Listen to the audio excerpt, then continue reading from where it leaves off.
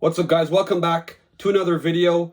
So the 2025 NHL draft that came and passed roughly 3 weeks ago, I thought I would now rank every team's U-24 cores going into next season. Basically, and every player that was drafted from here until, in fact, from 2020 and beyond. So 2021, 2022, 2023, 2024, and 2025. So the last 6 drafts. And I ranked them from 1 to 32. If you checked out my Instagram, I posted already.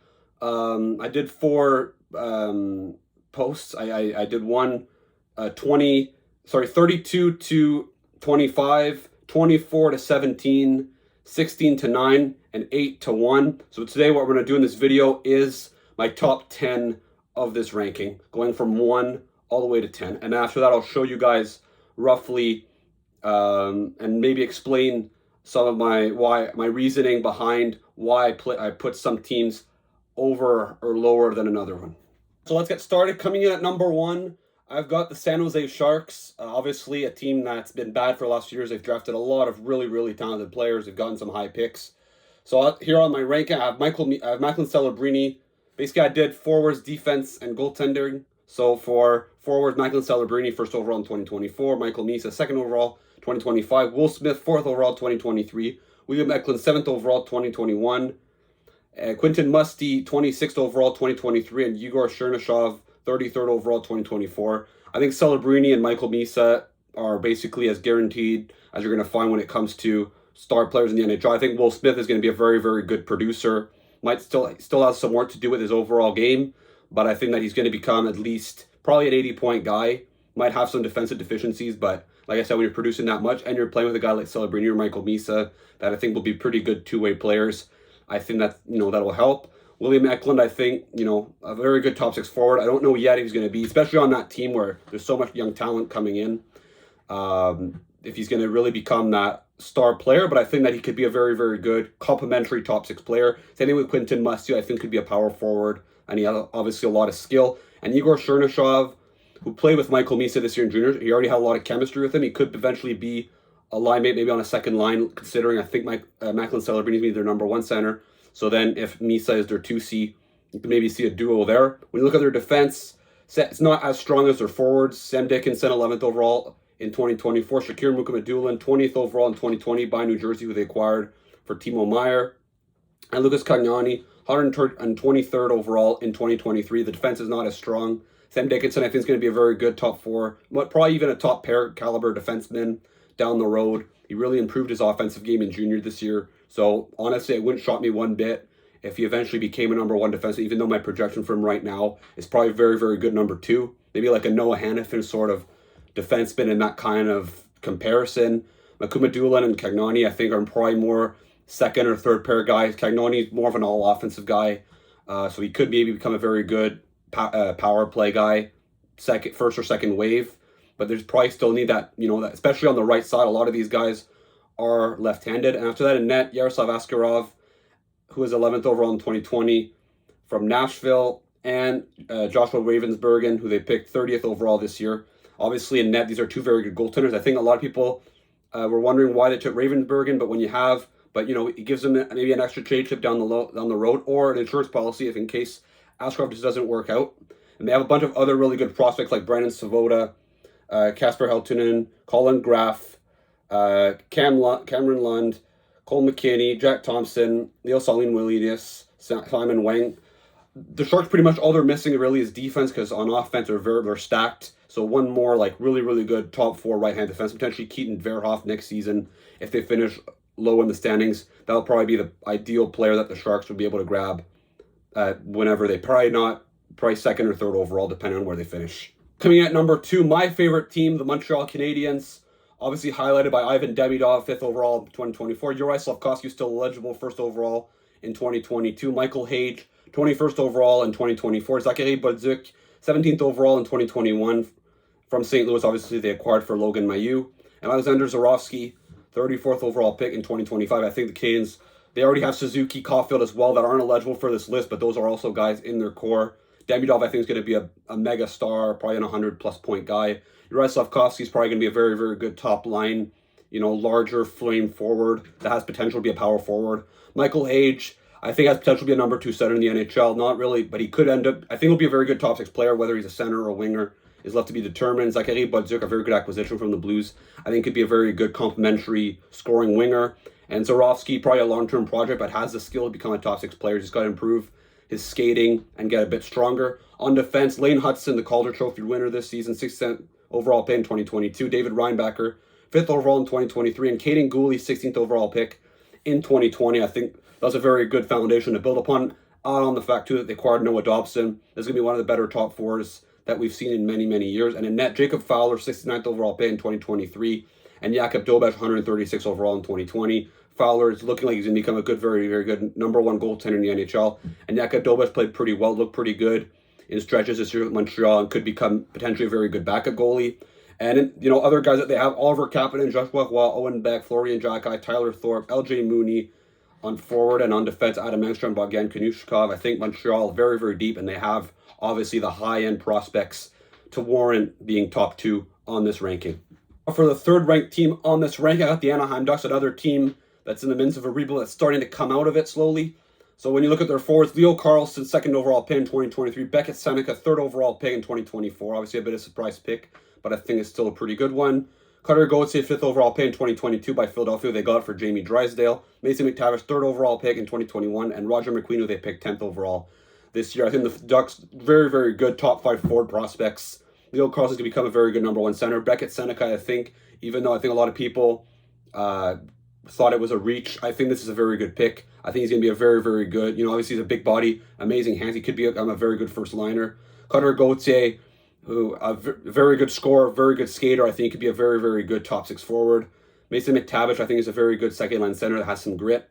And Roger McQueen, a bit of a boomer bust guy. Obviously, he has some injuries, but the potential is through the roof. If he's able to stay healthy, his back isn't too much of a problem. Could become a very, very good top 6 player. Potentially even a Tage Thompson ceiling. When you look at their defensemen, Pavel Mintyukov, 10th overall in 2022. Olin Zellweger, 34th overall in 2021. Tristan Luneau, 53rd overall in 2022. And Steven Solberg, 23rd overall in 2024. So very, very good defensive prospects that have gotten their feet wet. Well, in fact, the first 3 guys have gotten their feet wet in the NHL. I don't really know if they have that true number 1 defenseman. They have Jackson Lacombe, who wasn't eligible for this list. Even him, I'm not sure. So that's maybe the one little concern there when I look at their young core. When I look at their goaltending, they don't really have this top quality goalie prospect that's going to become a true number 1. Obviously, that guy is Lucas Dostal. Once again, he's not eligible for this list. So I think, but still, the Anaheim Ducks are still in good shape there. And when you look at other prospects they have, Sam Colangelo, Sasha Pastujov, Lucas Pedersen, Maxim Massé, Eric Nielsen, Ian Moore. So the Ducks are in a very good position, even though those guys probably going to become more depth guys, but they have the high-end young players in their system become eventually a true Stanley Cup contender 2, 3, 4 years down the road. Now coming in at number 4, another original 16 here, the Chicago Blackhawks, obviously highlighted by Connor Bedard, the 1st overall pick in 2023. Anton Frondelli picked 3rd overall this year in 2025. Frank Nazar, they drafted 13th in 2022. Oliver Moore, 19th overall in 2023. And Sasha Boisvert, 18th overall in 2024. Obviously, Bedard is going to become that superstar forward. I understand there's people that are questioning if he's a generational talent. But one thing I can say for sure, he's going to be an elite forward, a guy that's going to probably be a top 10, potentially top 5 player in the NHL in his prime. Anton Frandel, I think, is a good complement there. Could become a very good 1A, 1B, depending on how they view Connor Bedard, if he's a winger or a center. Next year's draft will really determine, I think, if Bedard's going to be a center or a winger, and that way. But I think Frondel's going to become a centerman. Frank Nazar, who shows really good flashes toward the end of the season with Chicago, I think is going to be a good top 6 winger or centerman. Oliver Moore, also a very speedy player. I don't really know if he's going to be a sure bet to be a top 6 player, but I think a very good middle 6 player with speed. And Sasha Boisvert could become a very good 3rd-line center if Chicago really builds out a very strong center line. On defense, Artem Levshunov, 2nd overall pick in 2024. Sam Rinzel, 25th overall, 2022. Kevin Korchinski, 7th overall in 2022. Chicago's building a very good blue line. Obviously, they better be right here with Levshunov because 2nd overall, they passed up on a guy like Ivan Demidov. Obviously, that got criticized. I still think Lefschnow's going to become a very good defenseman. Probably going to be a good top pair guy, but they better hope that's the case. Sam Rinzel looked great for Chicago towards the end of the year. I think he could be a very sneaky Calder contender this year and be a very good top 4 defenseman down the road. Kevin Kuczynski, very good offensive abilities. He's a bigger body, but he hasn't really developed. Obviously, I think he was brought to the NHL a bit too early, mainly because of the rule there where you couldn't have 19-year-olds or 20-year-old defensemen in the AHL. So he had to play in junior. He had to play in the NHL if they didn't want to send back to junior. And he just wasn't ready. Spent some more time in the AHL, but still potentially a top 4 guy.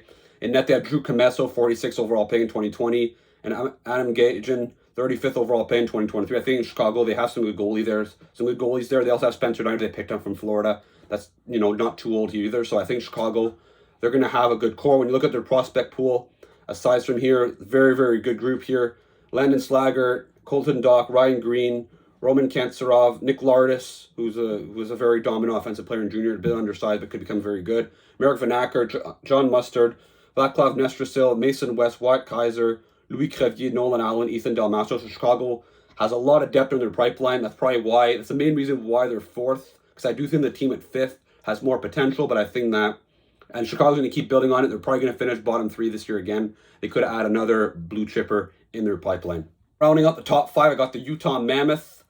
So obviously forwards, Logan Cooley, 3rd overall pick in 2022. Dylan Gunther, 9th overall in 2021. Khaled Dinwayu, they picked 4th overall this year. JJ Peterka, 34th overall in 2020, who they acquired from Buffalo for Michael Kesselring and Josh Doan. TJ Ginla, 6th overall pick last year in 2024. And Daniel Boot, 12th overall pick in 2023. Utah's going to build a very, very good forward group here. I think Logan Cooley, who showed some flashes, he's going to be a very good first-line offensive centerman. Dylan Gunther, I think, could become a 30 to 40 goal first liner. So I think, once again, a very good player there. Caleb Denoyer, who I thought was an excellent pick at 4th overall, I think is going to become a 1A, 1B centerman with Logan Cooley. It's going to be one of the better 1-2 center punches in the league. Sort of like a Jack Hughes, Nico Hischier sort of caliber center duo. Maybe not as good, but in that same vein. JJ Peterka, I think, was an excellent acquisition. He's going to become a very good top 6 forward. And obviously, he's already established in the NHL. He's already a productive player. TJ Ginla, I think, could be a very good physical, complementary top 6 player. So I think a solid pick there at 6th overall. Utah is looking for more of a grit because they have a lot of high-end talent already. And then they'll do another bigger guy here that I think could become pretty good, top, at least a middle 6 guy down the road. On defense, Dmitry Simashev, 6th overall in 2023, and Maverick Lamoureux, 29th overall in 2022. Seems like they're going to be those are 2 guys that are like 6'6", 6'7". So they're building a pretty big blue line. They already have some guys already on the team, but I don't think any of those guys project to be number 1 defenseman. But Sergachev's on the team, and he's not too old. In net, Michael Rabal, I think 30th overall in 2023, could become their future number 1 goalie. They don't really have a true established starter right now on the team, so he could eventually be that guy in 2, 3, 4 years. And they don't really have a very deep pipeline, however, aside from the guys I mentioned. I also wanted to include, though, Cole Baudouin, who was picked 24th overall in 2024, probably going to be a bottom 6 centerman. That's, he could become a shutdown guy, so I think that's, for a 24th overall pick, I guess that's decent there for Utah. The team that just missed out on the top 5, another original 16, the Detroit Red Wings, led by Lucas Raymond, 4th overall in 2020, Marco Kasper, 8th overall in 2022, Carter Bear, who they picked 13th overall in 2025, Michael Brentz-Nygaard, who they picked 15th overall last year in 2024, Nate Danielson, 9th overall in 2023. Lucas Raymond is developing into a really, really good star player. Probably a guy's going to get you 80, 90 points, so obviously a great start, great first liner there to have. Marco Kasper, I think, could become he had a very strong second half of the season. I think could be a very good number 2 center in the NHL. Carter Bear, I thought, was a sneaky pick at 13th overall. Obviously, he had some, I believe it was Achilles, I think, that they were wondering, I think it was a laceration to his Achilles heel, but it wasn't that bad. I think that he could become a very, very sneaky and good top 6 grinder, but like a hard-working player that's going to go to the net, go to the dirty areas. So I think a great pick there. That's exactly the type of player that they need. Brentz-Nygaard, I think, could be a good top 6, middle 6 player at least. That brings some physicality. And Nate Danielson, I think, probably projects more, though, as probably a middle 6 centerman. I don't think he has top 6 center potential, so probably either an okay second-line center or a very good third-line center. Probably not ideal to take at 9th overall, however. When you look at their defensemen, Simon Edvinsson, 6th overall in 2021. Konstantin Pellikka, 17th overall in 2023. Edvinsson looked very good this year, playing on the top pair with Wart Seider. He's probably going to be his partner for quite a long time. And Konstantin Pellikka, I think, is going to be a very, very good, potentially number 1 offensive defenseman on this team. Number 1 power play quarterback. I really believe that. He could be a special offensive defenseman there. And in that, they have 2 very, very good blue chip goalie prospects here. Trey Augustine, 41st overall in 2023. Sebastian Kosa, 15th overall in 2021. So probably one of the two guys here can become Detroit's future starting goalie. And in the pipeline, honorable mentions, Carter Mazer, Max Plante, Shai Bouillon. I think Detroit has a pretty good prospect pool. They probably would have liked to get, they obviously didn't have a lot of lottery luck during this rebuild, so they weren't able to get those true franchise players. But I think that Detroit is still going to become at least a solid team down the road with these young players that they have in the system and already on the team. Coming in at number 7, I got the Columbus Blue Jackets led by Adam Fantilli, 3rd overall in 2023. Kent Johnson, 5th overall in 2021. Caden Lindstrom, 4th overall in 2024. Yegor Chinnikov, 21st overall in 2020. And Cole Sillinger, 12th overall in 2021. Adam Fantilli, I think, is the franchise face of this team. Scored 30 goals this year. I think he's going to only keep getting better. Could potentially get 70, 80 points this year. And I think will eventually become, one of the better number 1 centers in the league. Kent Johnson broke out this year as well. A bit undersized, but I think he has potential to become a very, very good top 6, either center or winger. Caden Lindstrom's concerning. His back is concerning. 4th overall, has potential. He's a big body, good skater, good shot. I don't think I would have taken him 4th overall ahead of Ivan Demidov, though, but still has potential, but just needs to stay healthy. Yegor Chinnikov is in trade. Apparently asked for a trade out of Columbus, so he may not be here for much longer, but as of right now, he's there. He was relatively productive, could become a good, whether it's on Columbus or elsewhere, a good middle 6 scoring winger. And Cole Sillinger, who is, I think could become a good 3rd-line center on Columbus, assuming that Fantilli and Lindstrom will be 1 and 2. On defense, Denton Matejchuk, who was picked 12th overall in 2022. Jackson Smith, 14th overall in 2025. And Luca Morelli, 86th overall in 2024. I think Columbus, obviously that they traded away David Jiricek last year, wasn't really developing that great with Columbus. They better hope Matejchuk and Smith, who were 2 top 15 picks, become very good top 4 defensemen for them. Obviously, they already have Zach Werenski as well, so they're still in pretty good shape long-term on D. And net, they drafted Peter Andreyanov, 20th overall, a bit of a surprise pick. But he has potential. He's a bit undersized for goaltending standards these days, but he's very athletic. Could become potentially a number 1 goalie. At least that's the hope when you pick a guy at 20th overall, but still a long-term project. When you look at other guys in their pipeline, James Milesta, Luca Del Beluz, Jordan Zumet, Luca Pinelli, Stanislav Svozil. I think Columbus has a pretty good pipeline and a very good future. So hopefully that they're able to keep building off the season that they just had, where they finally have some positive momentum for them. And hopefully, like I said, that's going to be able to transpire into the future and build finally a sustainable winning team in Columbus for the first time ever since they've entered the league in I believe, 1999 or 2000. Coming at number 8 on our first non-rebuilding team in the top 10, the Carolina Hurricanes, led by Seth Jarvis, 13th overall in 2020.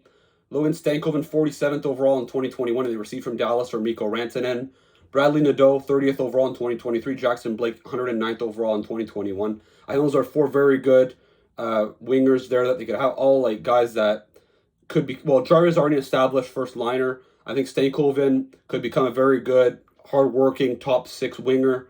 Nadeau scored 30 goals in the AHL this year, has some good scoring ability, and Jackson Blake as well played pretty well for them this year. On defense, Alexander Nikishin, 69th overall in 2020, and Dominic Badinka, 34th overall in 2024. I think Nikishin, who was very, very dominant in the KHL, obviously he's played a few years there, so it's normal why he's been that dominant. But I think probably a Calder contender this year. I think Demidov has to be the favorite, but I think Nikishin, you could argue, is the second favorite for the Calder Trophy. Could have a big impact for them this year, and Badinka could become a solid, complementary defenseman for already a pretty strong group there.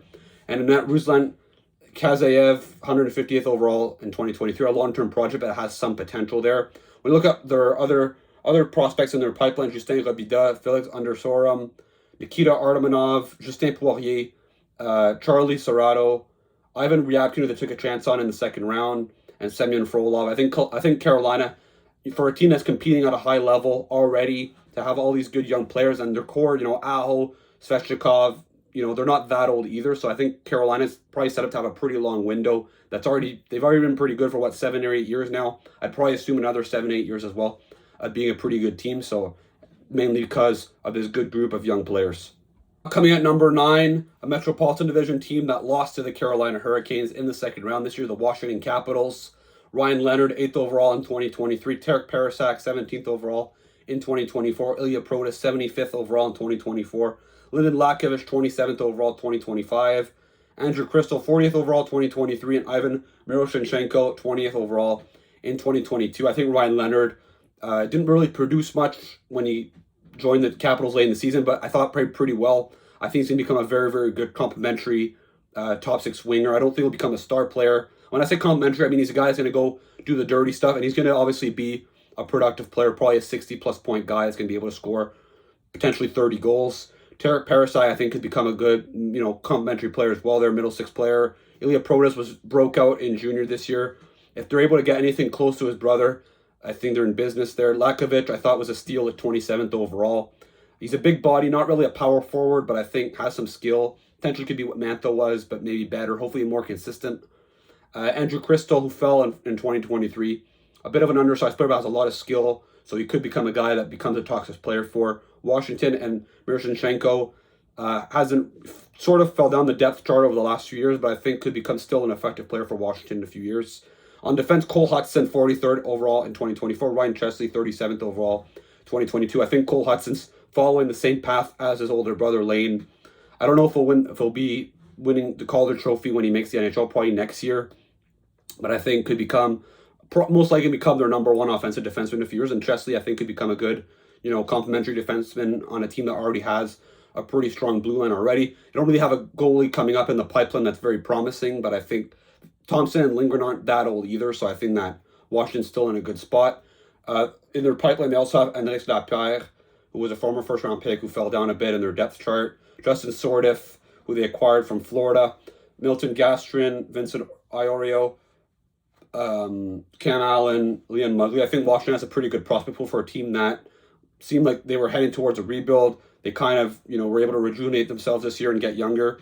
And the future is looking kind of decent considering Ovechkin is most likely playing his last season this year. They're still going to have, and Carlson is also getting older, but they still seem to have a pretty good future, if you ask me. Rounding out the top 10, I got the Minnesota Wild. Daniil Yurov, 24th overall in 2022. Liam Ogren, 19th overall, 2022. Riley Heidt, 64th overall, 2023. Ryder Ritchie, 45th overall, 2024. I don't really see any stars within these forwards, but I think they could all become effective players for Minnesota, middle six guys. Potentially Yurov and Ogren could become top sixers as well. On defense, though, I really like what they have. It's really the defense that makes me put them in the top 10. Zeev Buium, 12th overall in 2024. Brock Faber, 45th overall in 2020 from LA, who they received for Kevin Fiala. And David Jiricek, 6th overall in 2022, who they got from Columbus. I think this is going to be one of the better blue lines in the league. I think Zeev Buium was a steal at 12. I believe he has the potential to become the best player, defenseman from his draft class. So ahead of guys like Lev Shinov, Perek, Dickinson, I have that feeling he's going to become better than those guys, and eventually an elite number one offensive defenseman. Brock Faber, who has really emerged as a very, very good top pair, more defensive defenseman most likely, but I think if you put it with a guy like Boone, might be one of the better top pairs in the league. And Jiricek hasn't really progressed super well since being drafted, but could still become a good second pair defenseman on a team that, like I said, is really well built defensively. And now you have Jesper Wallstedt, who didn't have the greatest year, but I still believe is one of the better goalie prospects in the league. Probably another year away, I would say, from becoming a regular in the NHL, but I still believe has starter potential.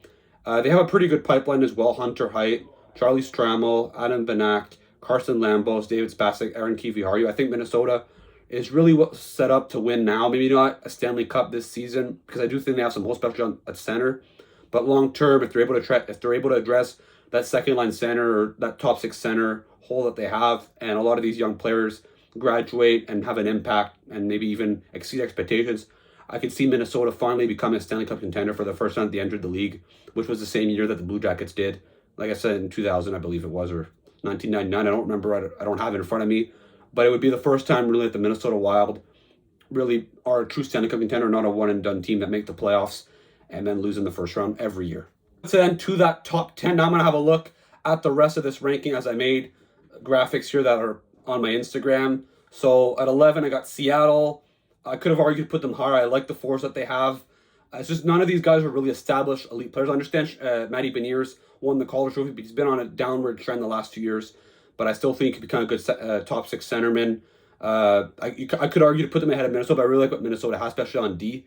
Philadelphia finished at 12. Michkov, Martone really are the main guys there. But they have a few other decent prospects, decent young players that could become pretty effective guys. Ottawa at 13th. Tim Stützle, Jake Sanderson really, once again, from the 2020 draft. Not to mention they also drafted Ridley Gregg, Levi Marilyn, and Tyler Clemens. So that's a pretty darn good draft if you ask me there, because 5 guys, including 2 stars, it's pretty impressive.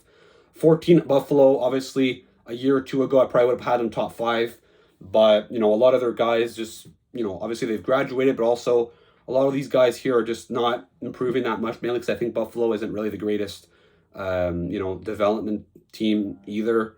It's kind of concerning, but they have some guys that have potential. The Blues, they move up here at 15th. Dylan Holloway, with his breakout, is my opinion the top guy, but you also have Jimmy Snuggerud, Dalibor Dvorsky. I really like the Justin Calbano pick as well at 19th overall, so I think the Blues are looking pretty good. The Islanders, I have them at 16. You could argue to put them higher as well, but Matthew Schaefer, Victor Eklund, Cole Eiserman, Callum Ritchie, and Sean Atchison, that's a pretty impressive. If you just looked at prospect pool, they would have been top 10 easily, probably close to top 5, but I'm looking at young cores. None of these guys are in the NHL. Calgary, Zane Parekh, Matt Coronado, Connor Zary. Calgary has a very deep prospect pool. I don't see any forwards that have potential to be stars, but I think Parekh could become an elite offensive defenseman. LA at 18, Brent Clark, Quinton Byfield, and Alex Taffer are established players. In their prospect, I like Carter George. He could become a good, potentially number 1 goalie down the road, but I think the Kings are in a solid spot there.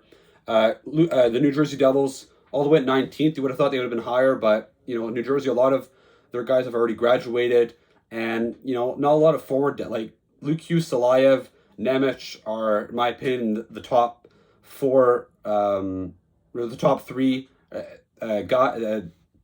U-24 players. So they're all defensive, and not to mention Seamus Casey as well. The only guy I have here is of note is Mercer when I look at forwards. So New Jersey's kind of in a concerning spot when it comes to guys coming up and taking spots, especially to replace a lot of their older forwards.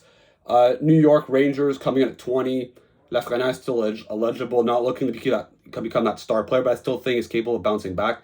I like Gabe Perreault a lot. Will Cooley, Braden Schneider. I think New York has a pretty solid group there. Number 21, Nashville. They picked Brady Martin at 5th overall. I think it was a bit of a reach, a bit too high to take a guy like that. Not the highest upside, but still a solid player. Luke Evangelista. Just no major big stars here. A bunch of guys that could become good middle 6 forwards and good, second, third pair defensemen at best. When you look at now at number 22, the Winnipeg Jets, Cole Perfetti, I think could become, well, he's already been an effective player in the NHL, but I still think has another gear to become a very good top 6 player. They have some other good players as well there. Boston goes to 23. Obviously, a year ago, they'd probably been 30th, 31st, 32nd. But getting James Haynes at 7th really pushes them forward.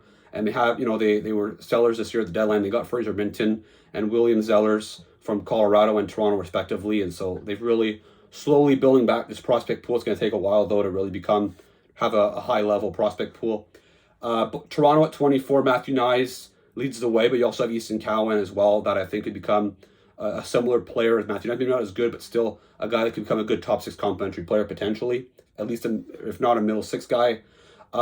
25, Vancouver, Jonathan Lekkerimäki leads the way, but you also have Tom Leonard. They drafted Braden Coots at 15th overall this year. I don't really see any, obviously none of these guys are really established NHLs. Lekkerimäki's played some games, but I wouldn't say he's an established 100% player. So no true established players here, but I think they could become decent players there. Dallas at 26, Wyatt Johnston, I think, who's already a very good top 6 forward, but aside from that, you also have Maverick Berkeley and Bischel, but I think that it's not that great. You could maybe argue to put them ahead of a team like Vancouver. I probably would even consider it. Looking back, I'd probably even have them ahead of Vancouver, to be honest. After that, 27, Pittsburgh. Obviously, they're starting a rebuild. It's going to take a long, long time before this team, gets back to anywhere competitive. So obviously those high, McGroarty picked Ben Kindle at 11th overall. I think Pittsburgh has a long way to go. 28, obviously Florida, defending Cup champs. But they have Lundell, Samoskevich, who are established players on this team that are still young. Obviously, if we did this a year from now, Lundell would not be eligible. I think Florida would be even lower, though. Number 29, the Edmonton Oilers, Matthew Savoie and Isaac Howard, who they got in the last 2 years from Buffalo and from Tampa Bay.